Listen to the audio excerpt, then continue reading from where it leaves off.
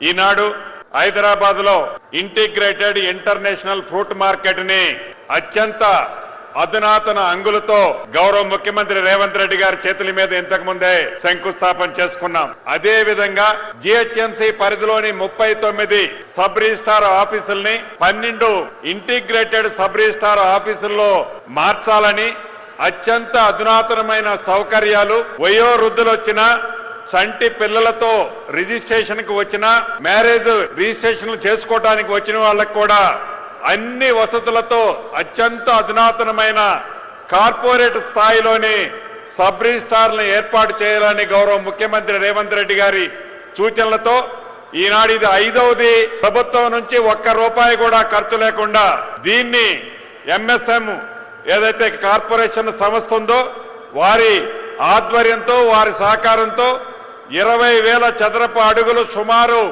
20 కోట్ల రూపాయలతో వారి సొంత నిధులతో ఈ ఇంటిగ్రేటెడ్ స్టాంపు ఆఫీసులను ఇక్కడ ఏర్పాటు చేసుకోవడం జరుగుతుంది. యాజమాన్యానికి మనస్ఫూర్తిగా నా పక్షాన, రాష్ట్ర ప్రభుత్వ పక్షాన కృతజ్ఞతలు తెలియజేస్తున్నాను.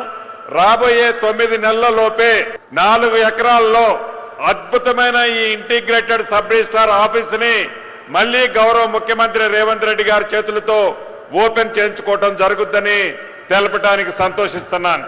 అదే విధంగా నిన్నటి నుంచి రాష్ట్ర వ్యాప్తంగా శాస్త్రోయుక్తంగా ఏవైతే రిజిస్ట్రేషన్ ఛార్జీలు ఏవి ₹1 పెంచకుండా కార్డు వాల్యూని మార్కెట్లో ఉన్నదాని ప్రకారం తగ్గించుకొని కొద్దిగా మార్కెట్ కార్డు వాల్యూని పెంచడం జరిగింది.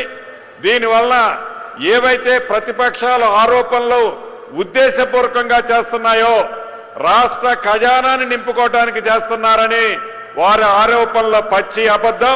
వారు అధికారంలో ఉన్ననాడు ఆనాడు 6% స్టాంప్ డ్యూటీ ఉంటే వారు పెంచింది 7.5% వారు పెంచారు. ఈనాడు గౌరవ ముఖ్యమంత్రి రేవంత్ రెడ్డి గారు కానీ, సహచర మంత్రులందరూ కానీ ప్రజల మీద ఎక్కడా భారం పడద్దు, స్టాంప్ డ్యూటీని 1.1% కూడా పెంచొద్దు, ఎట్టి పరిస్థితుల్లో సామాన్య రైతుల మీద, పేదవాళ్ల మీద ఈ భారం పడొద్దని గౌరవ ముఖ్యమంత్రి గారు సహచర మంత్రుల సూచనలతో ₹1 కూడా అదనంగా స్టాంపు డ్యూటీని పెంచకుండా, పర్సంటేజ్ని పెంచకుండా మార్కెట్ వాల్యూని కరెక్షన్ చేయడం జరిగింది. దీనివల్ల ప్రభుత్వానికి ఇన్కంతో పాటు రైతుల దగ్గర కానీ వివిధ కారణాల చేత ప్రభుత్వ సంస్థలకి, ప్రభుత్వ వ్యవస్థలకి ల్యాండ్ ఎక్విజిషన్ జరిగేటప్పుడు ఆ ల్యాండ్ ఎక్విజిషన్ లో పెరిగిన ఈ మార్కెట్ వాల్యూల ద్వారా నష్టపోయే రైతన్నలకు కూడా కాంపన్సేషన్ అద్భుతంగా రావటం జరుగుద్ది. ఇది ప్రభుత్వానికి లాభం కంటే కూడా భూములు కోల్పోయి ఎవరైతే ఈ ప్రభుత్వానికి, అది నీటిపారుదల శాఖ కావచ్చు, అభివృద్ధి కోసం ల్యాండ్ ఎక్విజిషన్ చేసేటప్పుడు ఈ ల్యాండ్ వాల్యూలు పెంచడం వల్ల ఆ భూములున్న ఆసాములకి మరింత ప్రభుత్వం నుంచి అఫీషియల్ గా డబ్బులు వచ్చే కార్యక్రమం జరుగుద్ది.